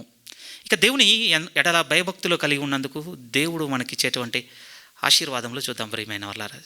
రాసుకొని చక్కగా ఎక్కడి నుంచి మొదలు పెడదామంటే, అసలు దేవుని పర్స్పెక్టివ్ ఎట్లుంటుందో చూద్దాం. ఫస్ట్ దేవుని ఎడల భయభక్తులు కలిగి ఉన్నవారిని అసలు దేవుడు ఎట్లా చూస్తుండొచ్చు. ఇప్పుడు ఇంట్లో మీ పిల్లలు ఉన్నారనుకోండి, మీరు ఏం చెప్పినా విని, మీరు ఏ చేయమన్నా చేసి మంచి సిస్టమేటిక్గా ఒబే అవుతూ ప్రాపర్గా ఉన్న చైల్డ్ ఒకడు ఉన్నాడు మీకు. మీరు ఏం చెప్పినా దానికి రివర్ చేస్తున్న ఇంకో చైల్డ్ ఉన్నాడు. మీ ట్రీట్మెంట్ చేంజ్ ఉండదా? మీ అబ్జర్వేషన్ చేంజ్ ఉండదా? ఉంటుందండి, కంపల్సరీ అది. అదేం లేదు అని అంటే, అబ్బో మీరు దేవుని కన్నా గొప్పలు అయిపోయినట్టు. ఓకేనా? అంత ఏం లేదు. ఓకే కదా? మనందరికీ ఒక అండర్స్టాండింగ్ ఉంది. ఎగ్జాక్ట్లీ అండి. దేవుడు కూడా ఆ మనసుతోనే ఉన్నాడు ప్రియమైన వాళ్ళ. మీకు ఆశ్చర్యం అనిపిస్తుండొచ్చు. ఆ మాట చివరిలో చూపిస్తాను. కానీ ఇక చూద్దాం దేవుని ఆలోచన ఎలా ఉంటుందో మీరు చూడగలిగితే. ఫస్ట్ ఎక్కడి నుంచి మొదలు పెడదాము అంటే, కీర్తనల నుంచి చూద్దామండి. కీర్తనలు 33వ అధ్యాయము, కీర్తనల గ్రంథము 33వ అధ్యాయం. ఈరోజు మోస్ట్లీ అండి రెండు బుక్స్ నుంచి మనం చూసే రిఫరెన్స్లు ఇక ఈ పాటలో సామెతలు ఉంటాయి, లేకపోతే కీర్తనలు ఉంటాయి. ఈ రెండే బుక్స్ ప్రస్తుతానికి ఈ రోజుకి, కీర్తనలు సామెతలు, కీర్తనలు సామెతలే. కీర్తనల నుంచి చూడండి, 33వ అధ్యాయం 19వ వాక్యాన్ని మీరు చూడగలిగితే, 19వ వాక్యం, యెహోవా దృష్టి ఆయన యందు భయభక్తులు గల వారి మీదను ఆయన కృప కొరకు కనిపెట్టుకుని వారి మీదను నిలుచుచున్నది. ఏ విధంగా మీకు అర్థమవుతుంది రిఫరెన్స్? ఒక మాట చూడండి, అక్కడ క్లియర్గా ఉంది. ఆయన ఎవరిని చూస్తున్నాడు తెలుసా? ఆయన భయభక్తి కలిగిన వారి ఎడల ఆయన దృష్టి ఉందట. ప్రియమైన వాళ్ళారా, పెద్ద జనసంచారంలోనికి ప్రాయం తెలియని మీ పిల్లల్ని పట్టుకుని మీరు వెళ్ళారు అనుకుందాం. ప్రతి మూమెంట్ అబ్జర్వ్ చేస్తుంటారండి వాళ్ళని. ఎందుకంటే మీ కను దృష్టి నుంచి కొంచెం మీరు వాళ్ళని కొంచెం ఓవర్లుక్ అయిపోయినా, లేకపోతే ఇంకో వైపు మీరు డైవర్ట్ అయిపోయినా కథం, ఇంకా అయిపోయినట్టే గ్యాంబుల్ మీ పిల్లల లోపల. తలప్రాణం తొక్కొస్తుంది దొరికేసరికి. అలా చరిత్రలో కోల్పోయిన వ్యక్తులు కూడా ఉన్నారు, కుటుంబాలను పోగొట్టుకున్న వాళ్ళు కూడా ఉన్నారు చాలామంది. చాలా సంవత్సరాల క్రితం ఒక చిన్న ఆర్టికల్ చదివి ఉంటున్నాను. నార్త్ సైడ్ అబ్బాయి ఏదో జాతరలో మిస్ అయ్యాడు, ఏలూరు రైల్వే స్టేషన్ వరకు వచ్చేటట్టండి. స్టిల్ అక్కడే ఉండేనట. ఏమైపోయిందో ఆ న్యూస్ నాకు తెలియదు, కానీ నేను షాక్ అండి. అసలు ఎక్కడ నార్త్, ఎక్కడ ఏలూరు, అసలు ఎందుకు వచ్చింది ఇటు, ఏమైపోయింది? సింపుల్ అండి. ఆ రోజు తీసుకెళ్ళిన తల్లిదండ్రుల దగ్గర నుంచి ఏదో ఒక రకంగా మిస్గైడ్ అయిపోయిందో, వాళ్ళు మర్చిపోయారో, ఏదన్నా అయిపోయిందో అయిపోయింది, పోయింది. కానీ మీరు చూడండి, ఈచ్ అండ్ ఎవ్రీ మూమెంట్ కనిపెట్టుకుంటున్నారు అనుకోండి, జాగ్రత్తలో ఉంటాడు. ప్రియమైన వాళ్ళారా, ఎందుకు ఈ మాట చెప్తున్నానంటే, ఈ లోకంలో మన బ్రతుకు కూడా ఒక పెద్ద జనసంచారంలో ప్రాయం తెలియని పిల్లల్లానే ఉందండి. మేలుకు ఇడి తెలియదు, సంతోషం సుఖం తెలియదు, దుఃఖం ఏం తెలియదు, నిర్ణయం మంచి చెడు ఏమీ తెలియని వాళ్ళం అండి. ఏం చేసినా ఏమవుతుందో ఏం తెలియదంటే, అంటే గుడ్ సైడ్ అసలు తెలియని వాళ్ళం. ఓపెన్గా చెప్పాలంటే బ్యాడ్ సైడ్ బాగా తెలిసిపోయింది, కానీ గుడ్ సైడ్ అసలు తెలియని వాళ్ళం. దేవుని దృష్టి మనకు లేదనుకోండి, మన మీద ఎంత కీడు చేస్తామో మనకే తెలియదు. ప్రియమైన వాళ్ళారా, అందుకోసం ఒక పరిశుద్ధ సేవకుడు అంటుంటాడండి. ఆయన ఏమంటుంటాడంటే, ఎక్కువగా ఆయన టీచింగ్లో చెప్పేటువంటి, నాకు ఒసామా బిన్ లాడెన్కి నేను పెద్ద తేడా ఉందని ఏమనుకోను. నేను ఒకటే తేడా అంతే, దేవుని కృప నాకు దొరికినందుకు నేను ఈ పక్కకున్నాను, అడిగి దొరకనందుకు ఉగ్రవాదం తీవ్రవాదం ఇంకో ఆ పక్కకున్నాడు, మనుషులు చంపే వంతులో. ఎగ్జాక్ట్లీ సేమ్ అండి. మన విలువలు, మనలో ఉన్నటువంటి పంచువాలిటీ, మనలో ఉన్న డిసిప్లిన్ ఏమి కాదు. ప్రియమైన వాళ్ళ, మనకంటే విలువలు పంచువాలిటీతో ఉన్నాడు మరింత చెడు చేసే మార్గంలో ఉన్నారు ఇప్పుడు సమాజంలో. మనదేం లేదు. ఏం లేదంటే ఏం లేదు, ఉందని ఎందుకు అనుకుంటున్నాను చెప్పండి. అందుకోసం ఏమంటున్నాడు తెలుసా, నా దృష్టి మీ ఎందు ఉండాలి అని అంటే ఆయన అంటున్నాడు, నా ఎందు భయభక్తులు గల వారి ఎడల ఆయన దృష్టి ఉందట. ప్రియమైన వాళ్ళ, ఈవెన్ మీరు హబక్కుకు చదువుకున్నారనుకోండి, ప్రవక్త చేత మాట్లాడిస్తాను అంటే ఆయన కన్నులటండి, అంటే కలంకమును చూడలేనంత నిష్కల్మషమైనవట. ఆ కొలత చూస్తే నిన్ను నన్ను అసలు ఈరోజు గుర్తు చేసుకుంటాడా? ఒకసారి ఆలోచించు. గుర్తు చేసుకుంటాడా? గుర్తు చేసుకుంటే ఒక్క కారణాన్ని బట్టే, యేసుక్రీస్తుని బట్టి అంతే. ఇంకా ఆయన విజ్ఞాపన చేసినందుకు, నాకు ఉత్తరవాదిగా ఆయన ఉన్నందుకు, నా పాపములకు అపరాధములకు ఆయన ప్రాయశ్చిత్తం చేసినందుకు జ్ఞాపకం చేసుకుంటుండొచ్చేమో, అంతే. ఇంకా అంతకు చేయలేదు. కానీ ఇక్కడ అంటున్న మాట మనం చూస్తే మళ్ళీ 33:19 మళ్ళీ చూడండి సీరియస్గా. 33:19, యెహోవా దృష్టి ఆయన యందు భయభక్తులు గల వారి మీదను ఆయన కృప కొరకు కనిపెట్టుకుని వారి మీదను నిలుచుచున్నది అన్న మాట చెప్పడం జరిగింది. ప్రియమైన వాళ్ళారా, ఇంకొన్ని వాక్యాలు చూద్దాం అలాగే ఎలాంటి రాయబడ్డాయో దేవుని సంబంధమని. ఇదే కీర్తనల గ్రంథంలోని 103 కీర్తనకు మీరు వస్తే, 103 కీర్తన, ఇవి మీకు ఉపయోగపడుతున్నాయి అంటే దృష్టించండి ప్లీజ్. చాలా ఆశీర్వాదకరమైన మాటలు ఇవి మనస్ఫూర్తిగా ఆలోచిస్తే. 103:11, భూమి కంటే ఆకాశము ఎంత ఎత్తుగానున్నదో ఆయన యందు భయభక్తులు గలవారి ఎడల ఆయన కృప అంత అధికముగానున్నది. భయభక్తులు లేకపోతే కృపే దొరకదు పోండి మనకి. ఇంకా ఎందుకు ఇస్తాడు ప్రియమైన వాళ్ళారా? బాగా ఖర్చు పెడుతున్నాడు అనుకోండి మీ కొడుకు, పోనీలేని జీతం పడగానే తీసుకోరని ఇస్తారా? ఉన్నాయి కూడా దాచిపెడుతుంటారు. అర్థమైందా? అప్పటి వరకు సెల్ఫ్లోనూ ఫ్రిడ్జ్లోనూ ఏడబడితే ఆడబెట్టినా కూడా ఇప్పుడు దాస్తూ పెడుతుంటామండి. ఎందుకు? ఓ చెడ్డోడు తయారైపోయాడు ఇంట్లో కదా. కృప దేనికి వాడుతున్నాం ప్రియమైన వాళ్ళారా? యూదా గారు పత్రిక రాద్దాం అనుకున్నప్పుడు ఒక రోమపత్రిక లాంటిది రాయాలనుకున్నాడటండి. రోమపత్రిక మన రక్షణ గురించి రాయబడినటువంటి పత్రిక. ప్రభు అయిన యేసుక్రీస్తు సహోదరుడైన యూదా కూడా రక్షణ గురించే రాద్దాం అనుకున్నాడండి. నాకు అనిపిస్తుంది ప్రియమైన వాళ్ళ ఆల్మోస్ట్ అండి అంత దగ్గరగా రాసేవాడేమో. ఎందుకంటే పౌలు కూడా ముందు తిరస్కరించినోడే, ఆ తర్వాత మారినోడే. యూదా కూడా ముందు తిరస్కరించినోడే, ఆ తర్వాత మారినోడే. రాస్తే అంత వెలుగుతో రాసేవాడేమో. ఆయన కూడా ఏమంటే విశేష ఆసక్తి గలవాడే రాద్దాం అనుకున్నాడు అటు, తెలుసా. ఆయన బిగినింగ్ అలానే ఉంటుంది. కానీ ప్రభు చేత మళ్ళీ రీగైడ్ చేయబడి దేని గురించి రాయవలసి వచ్చిందంటే కృపను గురించి మీకు రాయవలసి వచ్చింది. ఎందుకంటే కామాతురతమునకు లేకపోతే ఇంకో దానికి ఇంకో దుర్వినియోగపరచుకుంటూ వెళ్ళిపోతున్నారట అండి ప్రభు యొక్క కృపను. సరే, మీకు కొంతమందికి ఏలియన్గా ఉండొచ్చు. చదవండి యూదాపత్రిక 1వ అధ్యాయం అండి. యూదాపత్రిక 1వ అధ్యాయం. బాగా స్లోగా పోతున్నట్టుగా ఉంది కదా ఈరోజు, చాలా స్లోగానే పోతుంది. యూదాపత్రిక 1వ అధ్యాయం 3 నుంచి ప్రియులారా, మనకందరికీ కలిగేడు రక్షణను గురించి మీకు రాయవలనని విశేష ఆసక్తి గలవాడని ప్రయత్నపడుచుండగా, పరిశుద్ధులకు ఒక్కసారి అప్పగింపబడిన బోధ నిమిత్తం మీరు పోరాడవలనని మిమ్మల్ని వేడుకొనుచు మీకు రాయవలసి వచ్చెను. ఏలైనగా కొందరు రహస్యంగా జొడబడి ఉన్నారు. వారు భక్తిహీనులై దేవుని కృపను కామాతురత్వమునకు దుర్వినియోగపరచుచు మన అద్వితీయ నాథుడును ప్రభు అయిన యేసుక్రీస్తును విసర్జించుచున్నారు. వారు ఈ తీర్పు పొందుటకు వారు పూర్వమందే నిర్ణయింపబడినారు. మీరు చూడండి, ఆయన రాద్దాం అనుకున్నది ఒకటి, కానీ రాయాల్సి వచ్చింది దేని గురించి అంటే కృప గురించి. ఎందుకంటే తప్పుగా వాడుతున్నారటండి. ఇప్పుడు మీరు ఆలోచించండి ప్రియమైన వాళ్ళ, ఆయన ఎడల భయభక్తులు లేని వారికి ఆయన ఎందుకు కృపనివ్వాలి? ఇస్తే తప్పే వాడేస్తాం. వాడతామంటే వాడతాం, ఎందుకు వాడని చెప్పండి. ప్రసంగికులు ఈరోజు ధనవంతులు వాడడానికి ప్రసంగాలు వాడుతున్నప్పుడు మనం వాడమా చెప్పండి? వాడతాం, బ్రహ్మాండంగా వాడతాం ప్రేమ. అందుకోసం అంటున్నాడు. మళ్ళీ వస్తున్నారు 103 కీర్తన రండి ప్లీజ్. 103 కీర్తన 11. భూమి కంటే ఆకాశం ఎంత ఎత్తుగానున్నదో ఆయన యందు భయభక్తులు గల వారి ఎడల ఆయన కృప అంత అధికముగానున్నది. మీరు చూస్తుండండి, ఆ పదాలు చాలా కేర్ఫుల్గా చూస్తుండండి. ఇంకొక వాక్యం అదే కీర్తనలో నుంచి 13 కూడా మీరు చూస్తే, తండ్రి తన కుమారుని ఎడల జాలి పడినట్లుగా, ఆయన జాలి ఎవరికి దొరుకుతుందో తెలుసా? యెహోవా తన యందు భయభక్తులు గల వారి ఎడల జాలి పడును. దేవుని జాలే లేదనుకోండి, సివియర్ పనిష్మెంట్కేనండి మనం ఎలిజిబుల్. తెలుసా మీకు? సివియర్ పనిష్మెంట్కి. ఎంత సివియారిటీ! ఒక ఉపమానం ఉంది బైబిల్లో మనకి. ఒకడు 10,000 తలాంతులు తీసుకున్నాడు, ఇంకొకడు 50 దేనారములు. వాని ఎడల జాలు చూపని కారణాన్ని బట్టి జాలిగా ఉన్నటువంటి యజమాని ఏం చేశాడో తెలుసా? తీసుకొచ్చి మొత్తం వేయండి. ఇప్పుడు ఎంత కట్టాలి? 50 దేనారములకు ప్రతికి ఇప్పుడు ఎంత కట్టాలి అని అంటే 10,000 తలాంతులు కట్టాలి. తప్పదు. పోయింది, దేవుని జాలి కోల్పోయాడు. చూడండి, మీరు అంటున్నారు తండ్రి తన కుమారుని ఎడల జాలి పడినట్లుగా. దేవుడు అందరి ఎడల అనలేదు, తన ఎడల భయభక్తులు గల వారి ఎడల ఆయన జాలి పడును. అందుకోసం ప్రియమైన వాళ్ళరా, ఈ యొక్క థీమ్ని ఇంత ఎలాబరేటెడ్గా ఇంత లోతుగా వెళ్ళడానికి ప్రయత్నం చేస్తున్నాం. చిన్న విషయాలు ఏం దేవుడు చెప్పలేదు, దీన్ని ముడిపెట్టి అవ్వలేదు. ఇంకా సాగుదాం. ఇంకొక పుస్తకం 34 కీర్తనలోనికి మీరు వస్తే, కీర్తనల 34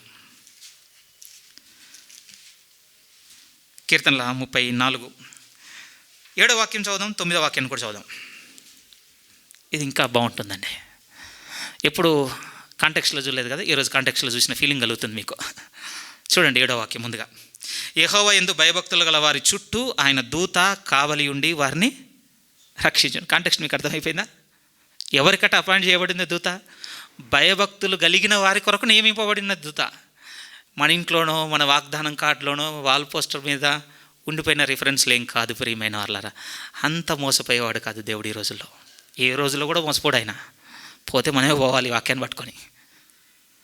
ఆయన ఎడల ఎవరైతే భయభక్తులు కలిగి ఉన్నారో వారిని రక్షించుటకు ఒక దూత నియమింపబడి ఉన్నది. అందుకంటే బిగినింగ్ నుంచి అరుస్తున్నది సంఘంలో, తండ్రులైన మీ పిల్లలను దేవుని భయభక్తుల్లో నిలపండి అని. కోల్పోతున్నాయి చూడండి, నీ పెద్దగా ఉన్నాయో. 9 కూడా చూడండి. 9 ఏమనుంది? యెహోవా భక్తులారా, ఆయన యందు భయభక్తులు ఉంచుడి. ఆయన యందు భయభక్తులు ఉంచు వారికి ఇంకేం కావాలండి?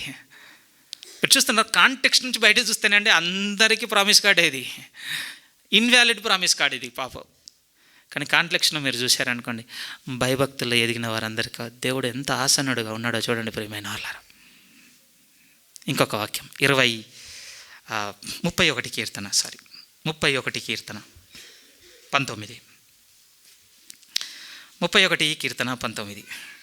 నీయందు భయభక్తులు గల వారి నిమిత్తము నీవు దాచి ఉంచిన మేలు ఎంతో గొప్పది. చెప్పడా అంటే ఇంకా నాకు తెలియలేదండి. ఎందుకంటే పరిపూర్ణంగా నేను ఇంక ఎదగలేదు ఆయన భక్తుల్లో, భయభక్తిలో. మీకు కూడా తెలియకపోయేసరికంటే ఈ మేలును మనం చూడక చీకట్లో ఉండి ప్రభువును నిర్లక్ష్య పెడుతున్నాం. కానీ నేను దేవుని భయభక్తుల్లో అడుగులు వేచుకుంటూ వెళ్తే మనకు అర్థమవుతుంది, దేవుడు నా కొరకు దాచి ఉంచిన మేలు ఇంత గొప్పదా. అది అర్థమైన వాళ్ళు కనుకనే వదలలేదండి. పోయిన వారం చూసిన అబ్రహాం అయినా, ఈరోజు జ్ఞాపకం చేసుకున్న యోబైనా, తర్వాత చూడబోతున్న భక్తులైనా, వారు ఆయన ఎడల భయభక్తులు నిలిపి ఉన్నారు. దేవుడు వారి కొరకు దాచి ఉంచిన మేలును చూడగలిగి ఉన్నారు. అన్కాంప్రమైజింగ్ ఫెయిత్ అండి, రాజీకి రాని విశ్వాసం వారిది. ఇంకొక వాక్యం 25 కీర్తన, ఇది చాలా బాగుంటుందండి కీర్తన. ఎక్కువ ఉన్నాయి ఇక్కడ. 25 కీర్తన, ఇవన్నీ దేవుని తరపున ప్రియమైన వాళ్ళారా. ఇప్పటివరకు చూసిన దాంట్లో దేవుడు అంటున్నాడు, నా దృష్టి నీ ఎడల ఉంచుతాను, నా కృప నీకు ఇస్తాను, నా తోడు నీకుంటుంది, నా దూతని నీ మీద కావాలిగా పెడతాను, నీకు ఏ కొదవ లేకుండా ఉంచుతాను, నా ఎడల భయభక్తి కలిగి ఉన్నందుకు. ఇంకా అంటున్నాడు, నీ కొరకు ఒక గొప్ప మేలును కూడా దాచి ఉన్నాను.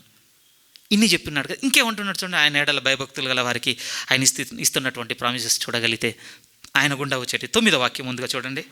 9 కాదు 10. ఆయన చేసిన నిబంధనను, ఆయన నియమించిన శాసనములను గైకొను వారి విషయంలో యెహోవా త్రోవలన్నీ కృపాసత్యములై ఉన్నవి. 11. యెహోవా నా పాపము బహు ఘోరమైనది, నీ నామమును బట్టి దాన్ని క్షమింపుము. యెహోవా యందు భయభక్తులు గలవాడెవడో వారు కోరుకొనవలసిన మార్గము ఆయన వారికి బోధించును. మనం 100,000 సార్లు అడుగుతుండొచ్చండి, నాకు చూపించు నీ మార్గాలు, నాకు చూపించు నీ మార్గాలు. కొన్నిసార్లు విచిత్రమైన ప్రార్థనలు కూడా ఉంటాయి, రిఫరెన్స్లు పట్టుకొని కూడా క్లెయిమ్ చేస్తుంటాం మనం కదా.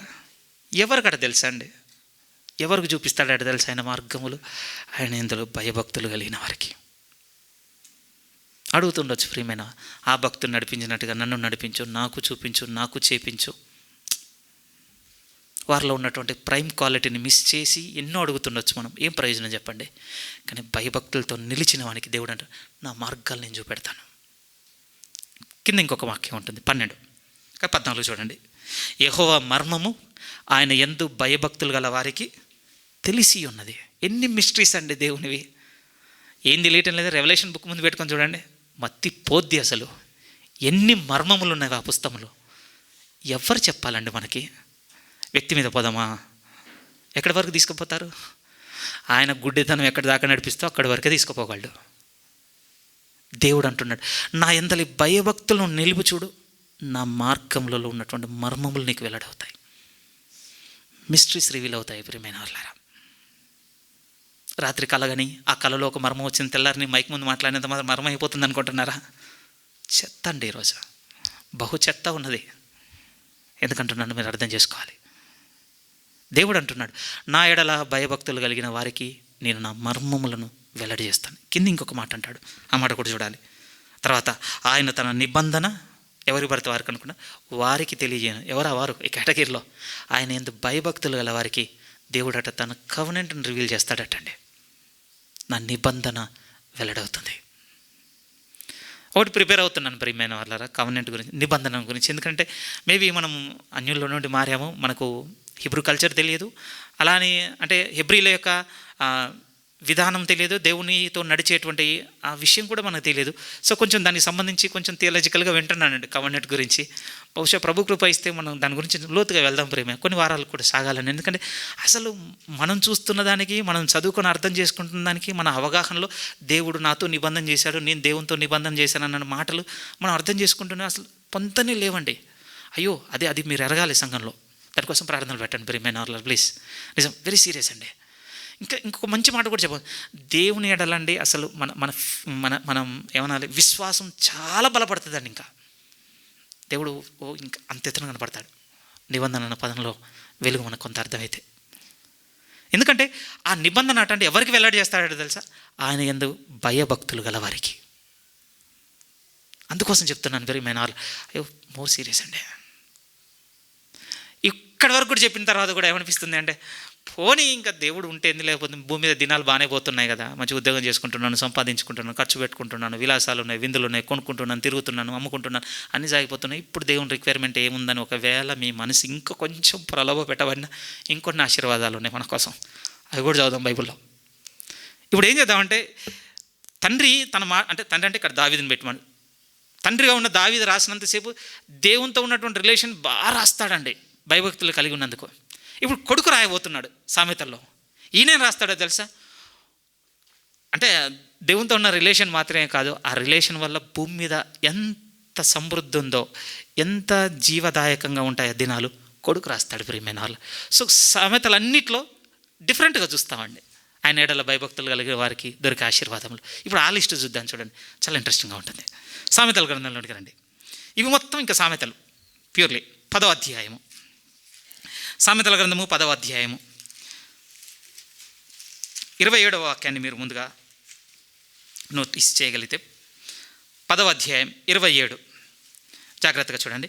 యెహోవా యందలి భయభక్తులు కలిగి ఉండుట దీర్ఘాయువునకు కారణము. లాస్ట్ ఒక 10 days అండి, మరి వేడుగా ఉంటుంది చెప్తే, బట్ లాంగ్ లైఫ్ లీవ్ చేసిన వాళ్ళది ఊరికే చెక్ చేస్తూ ఉంటానండి. ఎందుకంటే ఇప్పుడు ప్రజెంట్ జపాన్లో 100 ఏళ్ళు దాటిన 1,00,000 మంది ఉన్నారు ఆడ, తెలుసా? 100 ఏళ్ళు బతికిన 1,00,000 మంది.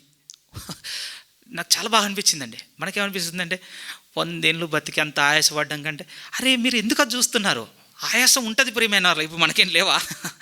మాటకొచ్చి బెటర్గా ఉండొచ్చేమో, కానీ అంత దీర్ఘమైన జీవితాన్ని నేను దేనికి చూస్తున్నా అంటే, అంత దీర్ఘమైన లైఫ్ అంటే దేవునితో దొరికితే ఎలా ఉంటుంది, దేవునితో దొరికితే ఎలా ఉంటుంది. అలాంటి బ్లెస్సింగ్ ప్రియమైన వాళ్ళ. ఓ సేవకుడు మాటి కండు ఉంటాడు, నాకు 100 ఏళ్ళు బతకాలని చెప్తుంటాడని బలంగా బాగా అనిపిస్తుంటుందండి నాకు అది. ఇంకేముంది చూడాలి, ఓకే, నేను ఆ పర్స్పెక్టివ్ కూడా ఒప్పుకుంటాను. ఎందుకంటే భక్తుడైన పౌలు కూడా అన్నమాట, నేను త్వరగా విడలిపోయి నా ప్రభుతో కూడా ఉండవలన ఆశ నాకున్నది. అంగీకారమే ప్రభు తీసుకెళ్తే. కానీ రెండో ఆశ కూడా ఏముంది అని అంటే, నాకు ఇక్కడ కూడా బతకాలని ఉంది.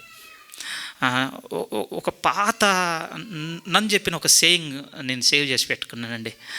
ఆమె ఏమన్నది తెలుసు, చాలా గొప్ప మాట అన్నదండి. ఆమె తన పరలోకాన్ని భూమి మీద మిగిలిన జీవితాలు బతుకుతుందట.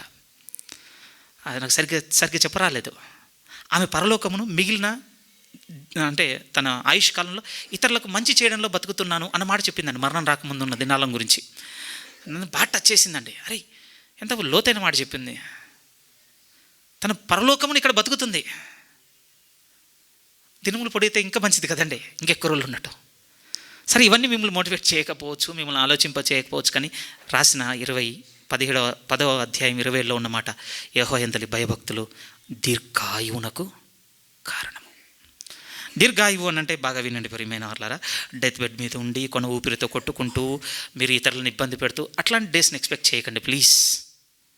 ఫిట్ అండ్ హెల్దీ అండి, మీ పనులు మీరు చేసుకోగలుగుతూ, మీరు తింటూ పరామర్శిస్తూ మాట్లాడుతూ ఆలన పాలన చూస్తూ మీ పిల్లలను వారి యోగక్షేమాలు చేస్తూ వాళ్ళని లాలన చేస్తూ అలాంటి జీవితము. 128 కీర్తన దేని గురించి అనుకుంటున్నారు అన్నది అదే చదవండి మీరు. తర్వాత 120 ఎప్పుడు చదువుతాం కదా, గర్భఫలము దేవుడిచ్చి బహుమానం. 28 చూడండి, యెహోవా యందు భయభక్తులు వాడు ఇలాగో ఆశీర్వదింపబడును. లిటరల్గా ఉంటుంది, భోజనం బల్ల దగ్గర ఇలా ఉంటాడు, వాళ్ళ పిల్లలతో ఇలా ఉంటాడు. సచ్ ఏ బ్లెస్సింగ్ అండి అది అందరికీ ఏడట ఆయన ఏడల భయభక్తులు గల వారికి. ఇంకొక మాట సామెతల గ్రంథము 14వ అధ్యాయం. సామెతల గ్రంథము 14వ అధ్యాయం 26, 27 వాక్యాలు చదువుదాం. యెహోవా యందలి భయభక్తులు కలిగి ఉండుట బహుధైర్యము పుట్టించును. అట్టివారి పిల్లలకు ఆశ్రయ స్థానము కలదు.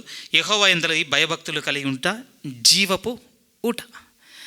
ఏమండి, ప్రతి రిఫరెన్స్ అండి, ఆల్మోస్ట్ సొలొమోన్ గారు రాసినటువంటి కాంటెక్స్ట్లో దేవుని ఎడల భయభక్తులు అన్నటువంటి ప్రతి విషయానికి ఆయన దేన్ని కలుపుతుంటాడో తెలుసా అండి? ఒక సమృద్ధికరమైన జీవితం దొరుకుతుంది నీకు ఆయనలోను ఉంటే.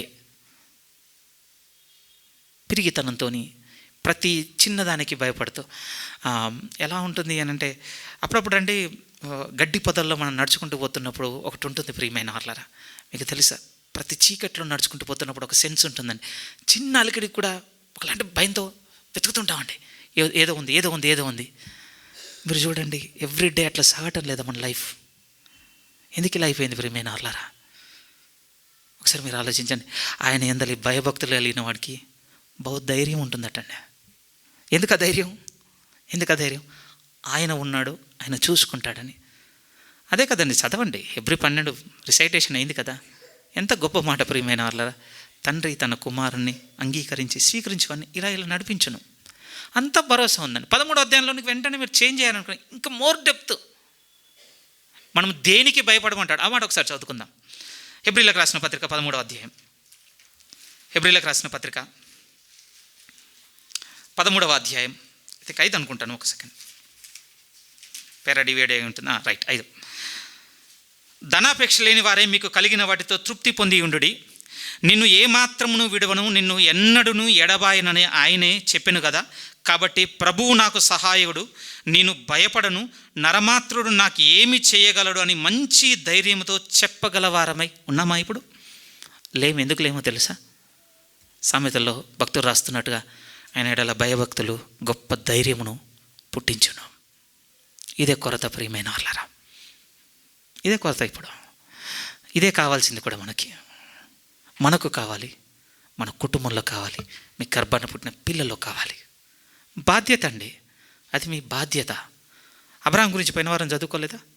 ఆయన తన ఇంటిని చక్కచేయడం, తన పిల్లలను నా యొక్క విధులలో, నా కట్టుబాట్లో, నా యందలి భయభక్తులు పెంచడం నేను ఎరిగి ఉన్నాను అన్నటువంటి సాక్ష్యము. మీరు ఆలోచించి చూడండి, ఎంత బాధ్యత ఉంది.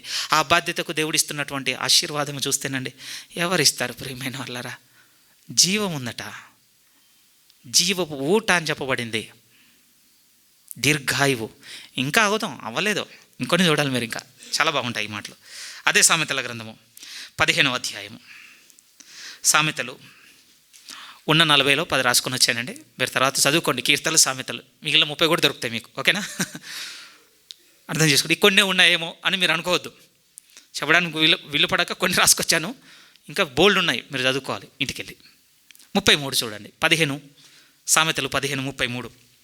33లో ఉన్నటువంటి మాట కూడా ఎంత బాగా రాయబడింది చూడండి. యెహోవా యందలి భయభక్తులు కలిగి ఉండుట జ్ఞానాభ్యాసమునకు సాధనము, ఘనతకు ముందు వినయముండును. ఇప్పుడు వచ్చింది. ఇంకొక వాక్యం దగ్గరికి వెళ్ళిన తర్వాత ఇంకా కనెక్ట్ అవుతుంది.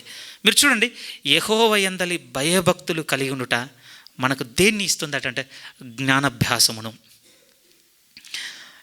అంటే తెలివిగా ఉండడం అనేది ఇప్పుడున్న దినాల్లో చాలా అవసరం ప్రియమైన వాళ్ళారా.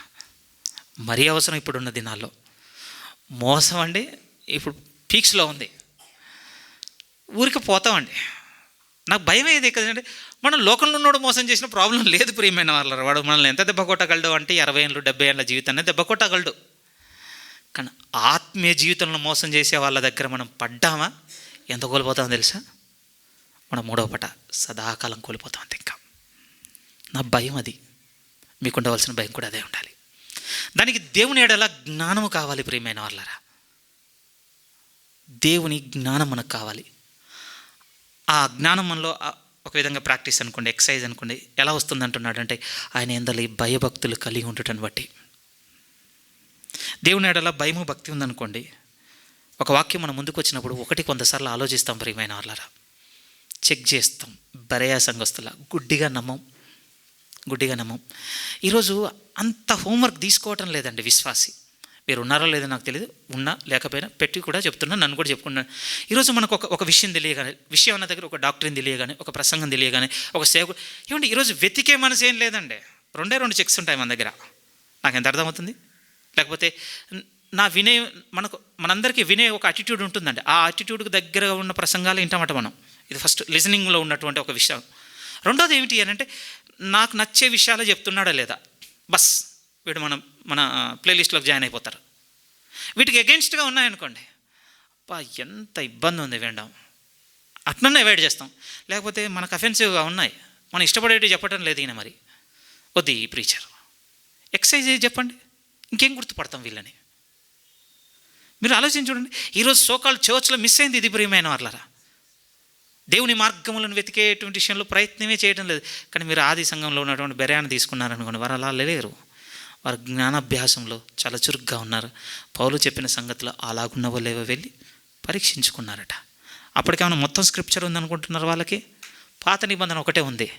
దాంట్లో ఎంత వెతుకుతుంది, ఏం దొరుకుతుందండి యేసుక్రీస్తుని గురించి? పరిధి మేరకు కొద్ది సంగతులు, ఆ కొద్దిలో మళ్ళీ పరిశుద్ధాత్మ దేవుడు పరిపూర్ణంగా నడిపించిన. అరే, ఈ విషయాన్ని పట్టుకుని దీన్ని ఎలా ఎక్స్ప్లెయిన్ చేస్తాడు? మరి మనం ఇంకోలా అనుకున్నాం. ఎంత సంఘర్షణ ఆలోచించి చూడండి మీరు. బెరయాని ఊరికని వెళ్ళి చదవనే, అప్పుడు కొరింథీ ఉంది కనుక కొరింథీ తీర్చి చదివారు తెలిసిపోయింది అనుకుంటున్నారు మీరేమన్నా? ఓల్డ్ టెస్ట్మెంట్లో ఉన్న ఒక ప్రవచనం ఎత్తుకోవాలండి. ఆ ప్రవచనం ఎత్తుకోగానే దానికి సంబంధించినవి ఎంత వెతుకులాట ఉండాలో తెలుసా? కొంచెం ఇన్ఫర్మేషన్ అక్కడ, ఆ కొంచెం పట్టుకొని వాళ్ళు ఎంతగా ఆలోచించి ఉండొచ్చు. నన్ను అది ఛాలెంజ్ చేస్తుంది నిజంగా. అది ప్రియమైన వాళ్ళ అప్పుడు వెళ్తాం కదా లోపలికి, వాక్యంలోనికి. ఇప్పుడు ప్లెయిన్గా రాసిన స్క్రిప్ట్ చదవడానికి ఓపిక అయితే లేదండి అందరికీ. కొంచెం మనం సిగ్గునందాలి, ఛాలెంజ్గా తీసుకోవాలి ప్రియమైన వాళ్ళ. యెహోవాయందలి భయభక్తులు కలిగిన వానికి జ్ఞానాభ్యాసం నొందడం. చదువు మళ్ళీ ఒకసారి 33. యెహోవాయందు భయభక్తులు కలిగి ఉండుట జ్ఞానాభ్యాసమునకు సాధనము, ఘనతకు ముందు వినయముండును. ఇంకొక వాక్యం ఇక్కడ నుంచి ఇంకొంచెం ఇంపార్టెన్స్ పెరుగుతుంది. 22వ అధ్యాయము 4వ వాక్యాన్ని మీరు చూస్తే, సామెతల గ్రంథము 22వ అధ్యాయం 4. చాలా చాలా చాలా మీనింగ్ఫుల్ రిఫరెన్స్. మీతో అన్నాను కదా ఎందుకు బిగినింగ్లో ఆహాబు గురించి ఆ విషయం చెప్పాను, ఇక్కడ చెప్తాను మీకు. 22:4 చూడండి. యెహోవా యందలి భయభక్తులు కలిగి ఉండుట వినయమునకు ఫలము. ఒక మూమెంట్ చూడండి, మళ్ళీ చదువుతున్నాను. యెహోవా యందలి భయభక్తులు కలిగి ఉండుట దేనికి రిజల్ట్ అట తెలుసా? వినయంగా ప్రవర్తిస్తున్న ప్రవర్తనకు ఫలితం అటండి. అది రివార్డ్, ఫలము. ఏది? దేవుని యందలి భయభక్తులు గిఫ్ట్గా ఇస్తాడట వినయంతో నడుచుకుంటున్న వారికి. మీరు పట్టుకున్నారో లేదో మళ్ళీ చూడండి. ఇప్పుడు 22:4. యెహోవా యందలి భయభక్తులు కలిగి ఉండుట వినయమునకు ప్రతిఫలము. అందుకు చూపించాను ఈ సంవత్సరం అది పట్టుకొని నడుద్దామని. అక్కడైతే మీకు చెప్పిన మాట ఏమిటంటే, దేవుడు మన ఎడలో తీసుకున్న నిర్ణయాన్ని మార్చగలిగే శక్తి కనపడింది వినయానికి. రెండో మాట ఏం చెప్తున్నానంటే ఈరోజు సందర్భానుసారంగా, దేవుని ఎడల భయభక్తులు మనకు రివార్డుగా అనుగ్రహింపబడతాయి ప్రియమైన వాళ్ళారా. ఇంకేం కావాలంటే మనకి? ఒక్కసారి బ్యాక్ ఇప్పటివరకు ఎక్స్ప్లెయిన్ చేసుకున్న బెనిఫిట్స్ అన్నీ మైండ్లో పెట్టుకొని చూడండి. అచీవబుల్ ఎప్పుడో తెలుసా? మనం పొందుకోగలము ఎప్పుడు అనంటే, దేవుడు మనం ముందు పెట్టినటువంటి మార్గంలో వినయంతో సాగినప్పుడు దేవుడు రివార్డుగా ఆయన ఎడల భయభక్తులు ఇస్తాడట. అంత మాత్రమే కాదు, 2వ లైన్ చూడండి, మోర్ బ్యూటిఫుల్. కింద అంటున్న మాటలు, ఆ తర్వాత ఐశ్వర్యమును, ఘనతను, జీవమును యెహోవా యందలి భయభక్తుల వలన కలుగును. మీరు చూడండి ప్రియమే, ఇంకేం కావాలండి భూమి మీద? ఒకసారి మనిషిగా కూడా మాట్లాడుకుందాం ప్రియమైన వాళ్ళ. అంత స్పిరిచువల్గానే, ఫిజికల్గా ఏం లేదని ఎందుకు మాట్లాడుకోవాలి? ఫిజికల్గా చాలా సఫర్ అవుతున్నాం కదా. మన రిక్వైర్మెంట్స్ అన్నీ ఇక్కడ ఉన్నాయి చూడండి. ఐశ్వర్యం ఉందట, ఘనత ఉందట, జీవం ఉందట. దేనికోసం స్ట్రైవ్ చేస్తున్నారండి ఈరోజు? విపరీతమైన పోరాటం అండి అందరిలో. ఇందులో ఏదో ఒకటి ఉంటుంది అంతే కదా. నేను ఇస్తాను ఎప్పుడు? నా ఇంతలో భయభక్తులు నువ్వు కలిగి ఉండవు. 19వ అధ్యాయం మనం బిగినింగ్లో చూసుకున్నమాట. ఇది కూడా చాలా మంచి మాట, మళ్ళీ గుర్తు చేసుకోవాలి. 19వ అధ్యాయం సామెతలు 19వ అధ్యాయం 23వ వాక్యాన్ని కూడా మళ్ళీ జ్ఞాపకం చేసుకుందాం ప్రియమైన వాళ్ళ. మర్చిపోయి ఉండొచ్చు మనం చాలా. 23. యెహోవా యందలి భయభక్తులు కలిగి ఉండుట జీవ సాధనము, అది కలిగిన వాడు తృప్తుడై అపాయము లేకుండా బ్రతుకున్నారో చెప్పాను కదా. 3 బెనిఫిట్స్ అయిపోయింది. వీటికంటే ఇంకేం కావాలి? జీవం ఉంది, తృప్తి ఉంది, అపాయం లేని ఒక సురక్షితమైన జీవితం ఉంది దేవుని యందలి భయభక్తుల కింద. ఇవన్నీ చూస్తున్నప్పుడు ఆయన వదలబుద్ధి కావటం లేదు. ఆ నిర్ణయం మీద పట్టుకొని ఉండండి ప్రియమైన వాళ్ళ. వదలకండి ఆ నిర్ణయాన్ని. మనం ఎప్పుడైతే సీరియస్గా కమిట్ అవుతామో టెంప్టేషన్స్ కూడా వాడు సీరియస్గా తీసుకొస్తాడని ముందే చెప్తున్నాను మీకు. అంత ఈజీగా వదలడు. బట్ ఇంకొకటి కూడా చెప్తున్నాను, మనలో ఉన్నవాడు లోకంలో ఉన్నవాని కంటే బలవంతుడు. సరేనా? ముందే చెప్పేస్తున్నాను మీకు. మనం ఇక మన లెన్స్ని క్లియర్ చేసుకొని రైట్, ఇక దేవుని ఎడల సీరియస్గా ఉంటానని నిర్ణయం తీసుకున్న రోజు నుంచే టెంప్టేషన్స్ కూడా సీరియస్గా పెరుగుతాయి. బట్ గుర్తుపెట్టుకోండి, కురుంగిపోవటకు చెప్పడం లేదు. మన ఎంతున్నవాడు లోకంలో ఉన్నవాని కంటే బలవంతుడు అన్న విషయాన్ని మరవద్దు. ఎవరిని ఆశ్రయిస్తారో నిర్ణయం అన్నది. అందుకని అన్నాడు ఎఫెసీ 4లో, మీరు అపవాదికి చోటు ఇయ్యకుడి. దట్ మీన్స్ అటు బెండ్ అయ్యామనుకోండి, ఈయన మన ఎంత వీక్గా కనపడతాడు. ఈయన వైపు మనం బెండ్ అయ్యామనుకోండి, లోకంలో ఉన్నవాడు వీక్గా ఉంటాడు. అంతే. మన నిర్ణయం కావాలి, మన పట్టుదలగా కూడా కావాలి. ఊరికే కాదు నేను సోఫాలో రిలాక్స్గా కూర్చుంటాను, ఒక బెస్ట్ స్పిరిచువల్ లైఫ్ వచ్చేస్తుందంటే ఎవరికేం రాదంటే అట్లా ఎవరికేం ప్రామిస్ చేయటం లేదు. సింపుల్ అనుకుంటున్నారు. దేవుని ఎడల భయభక్తులు అన్న course each and every moment ప్రియమైన వాళ్ళారా. 139 కీర్తన మీరు చదివారనుకోండి, భక్తులు ఎలా రాస్తాడో తెలుసా? సమస్తం నీకు కనపడుతున్నాయి, నేను ఎక్కడున్నా నీకు కనపడుతుంది. పండుకునుట, లేచుట, కూర్చునుట, మాట్లాడుట, తినుట, తిరుగుట, సమస్తం. ఒకవేళ నేను చీకట్లో అడుగున దాక్కున్నా కూడా నీ కళ్ళలోకి నేను కనపడుతున్నా. ఏదంటే దేవునికి మరుగ్గా ఉంది. ఎందుకు ఈ మాట చెప్తున్నాను? అన్ని వేళల యందు ఆయన ఉన్నాడన్న భయముతో సాగితే దేవుడిస్తున్నటువంటి ఈ లైఫ్ చూడండి ప్రియమైన వాళ్ళారా. ఇంకొన్ని మాటలు ఉన్నాయి చూడాలి. 30 కీర్తన. ఇది చాలా ఇంపార్టెంట్ అండి. ఎందుకంటే ఇప్పటివరకు అండి అంత మేల్ పర్స్పెక్టివ్ సాగింది ప్రీచింగ్ కదా. భయభక్తులు అనగా ఎత్తుకున్న క్యారెక్టర్లు మేలే, ఎత్తుకున్న ఎక్స్ప్లెనేషన్ మేలే, ఎగ్జాంపుల్ కూడా ఫాదర్కే చెప్పిండు, ఇంట్లో ఉన్నటువంటి భార్యలకు ఏం చెప్పలేదు అన్నట్టుగానే ఉంది కదా. 2 రిఫరెన్స్ చదువుతాను మీ కొరకు సిస్టర్స్ స్పెషల్లీ. 30వ కీర్తన 31 సామెతలు 31 అనగానే మీదే కదా. ఏముందో చూడండి ప్లీజ్. 31:30లో ఏముంది? అందము మోసకరము, సౌందర్యము వ్యర్థము. ఈరోజు ఫస్ట్ లైన్ చూసుకున్న వాళ్ళు ఎంతమంది, సెకండ్ లైన్ చూసుకున్న వాళ్ళు ఎంతమంది? మీ సెల్ఫ్ టెస్ట్కి వదిలేస్తున్నాను ప్లీజ్. నేనేం విమర్శ చేయను మిమ్మల్ని, ఎందుకంటే నాకు తెలిసి ఏం జరుగుతుందో, కానీ మీ టెస్ట్కి వదిలేస్తున్నాను. ఫస్ట్ లైన్ చూసుకున్న వాళ్ళు ఎంతమంది, సెకండ్ లైన్ చూసుకున్న వాళ్ళు ఎంతమంది? కాన్షియస్గానో అన్కాన్షియస్గానో. మొదట ఏమంటున్నాడు? అందము వ్యర్థము, అందము మోసకరము, సౌందర్యము వ్యర్థం అన్న తర్వాత యెహోవా యందు భయభక్తులు కలిగిన స్త్రీ కొనియాడబడుతుంది. రెస్పెక్ట్ ఉందటండి ఆవిడకి, తెలుసా? రెస్పెక్ట్ చేస్తారటండి. మీకు ఎలా ఉంటుంది అని అంటే, ఇది ఓల్డ్ టెస్ట్మెంట్ కదా, న్యూ టెస్ట్మెంట్లో మాకు ఇట్లాంటిది ఏం లేదు కదా. First point. సెకండ్ పాయింట్ ఏంటంటే, చెప్తే యవ్వనస్తులో చెప్పుండొచ్చు, మేము పెద్దవాళ్ళం అయిపోయినాం కదా. ఇప్పుడు మేము ఎట్లున్నా పర్వాలేదు. ఈ రెండింటికి యాంటీడోట్ ఇంకో దగ్గర నేను విజయిస్తాను. ఇప్పుడు తీతు పత్రికలోనికి రండి, అక్కడ పెద్దల గురించి ఏం చెప్తున్నారు. సరే, ఇక్కడ యంగ్స్టర్స్ గురించి అనుకుంటే, ఒకవేళ యవ్వన ప్రాయంలో ఉన్న వాళ్ళ గురించి రాశాడు అనుకుంటే, అందం గురించి వీటి గురించి వాళ్ళే కదా ఆలోచిస్తారని ఒకవేళ అనుకుంటే, పెద్దల గురించి ఏం చెప్తుందో కొత్త నిబంధనలో చూద్దామండి. తీతు పత్రిక 2వ అధ్యాయము. తీతు పత్రిక మీరు బైబిల్ చదువుతున్నప్పుడు అంటే ఇట్లా కంపారిజన్తో చదువుకోండి, మీకు చాలా హెల్ప్ అవుతుంది లైఫ్. తీతు పత్రిక 2వ అధ్యాయము 6వ వాక్యాన్ని 3వ వాక్యం నుంచి మీరు చూస్తే 3.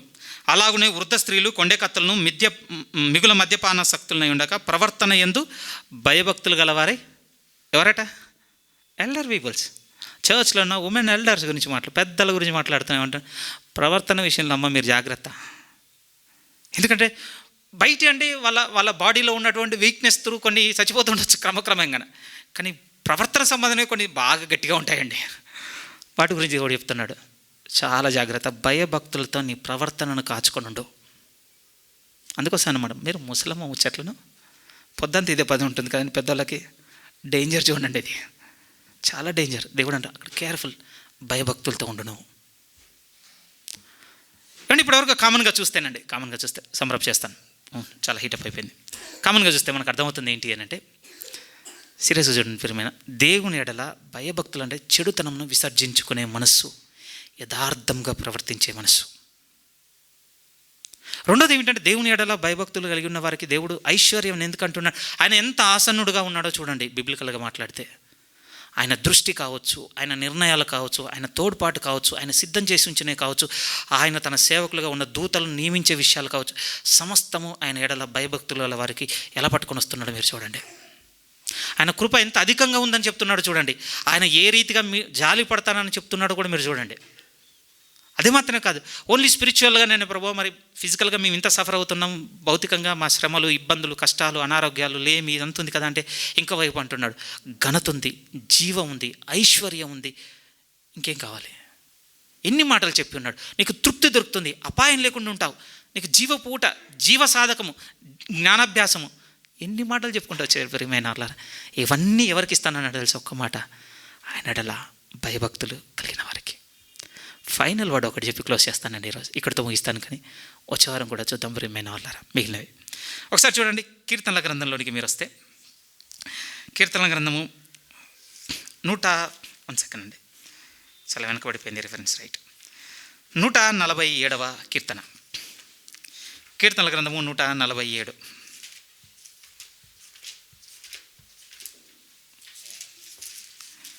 కీర్తనల గ్రంథము 147, 11వ వాక్యం ఒకసారి చదువుతాను ప్రియమైన వాళ్ళ. 10 నుంచి చదువు. గుర్రముల బలమునందు ఆయన సంతోషించడు, నరుల కాలి సత్తువనందు ఆయన ఆనందించడు. తన యందు భయభక్తులు గలవారి యందు, తన కృప కొరకు కనిపెట్టుకుని వారి యందు యెహోవా ఆనందించువాడై ఉన్నాడు. మీరు చూడండి, ఎక్కడ ల్యాండ్ అవ్వడానికి తెలుసా? మనల్ని బట్టి ఆనందించాలి అంటే దేవుడు ఏమంటుండో తెలుసా? నువ్వు సంపాదించిన దాన్ని బట్టి కాదు, నీ స్ట్రెంత్ని బట్టి కాదు, నువ్వు అకాంప్లిష్ చేసిన వాటిని బట్టి కూడా కాదు. ఓకే, అక్కడ వారు లాంగ్వేజ్లో రాయబడుతుంది కనుక వారు వర్డ్సే ఉన్నాయి, గుర్రము, కాలు, సత్తు, అట్లా. మనది మనం పెట్టుకుందాం. ఓ నా అచీవ్మెంట్స్ ఇవి, నా అకాంప్లిష్మెంట్స్ ఇవి, నేను చేసినవి, ఇవి చెప్పినవి, బలపరిచినవి, వీటిని బట్టి నేను ఆనందపడటం లేదు నాయన. ఎందుకంటే అవి నువ్వు ఆనందపడేటివి కనుక నాకు లేదు. నేను దేని ఎందు ఆనందపడుతున్నాను తెలుసా? నా యందు భయభక్తులు గల వారి యందు, నా కృప కొరకు కనిపెట్టుకుని వారి యందు నేను ఆనందిస్తున్నాను. అందుకుందండి ఈ జీవితం. అందుకు పిలుస్తున్నాను దేవుని సంఘమైన మిమ్ములను ఆయన ఇలా భయభక్తులు కలిగి ఉన్న జీవితంలో చేపట్టి సాగుదామని. పాజిటివ్ వచ్చేవారం నెగిటివ్ చూద్దాం. బ్యాడ్ కూడా చూడాలి కదా, బ్యాడ్ సైడ్. సమ్ టైమ్స్ మనం మోటివేట్ అయితే గుడ్ పీపుల్ని చూపించాలన్నట. సమ్ టైమ్ అరే వినకపోతే వాళ్ళగా నాశనం అయిపోతావారు నీ జీవితం అని కూడా చూపించాలి. వచ్చేవారం ఆ సైడ్ చూద్దాం ప్రియమైన. మేబీ అదన్నా మనలో కొంతమందిని కదిలించాలి. ప్రభు మీకు తోడుగా ఉండి మిమ్మల్ని బలపరచును గాక.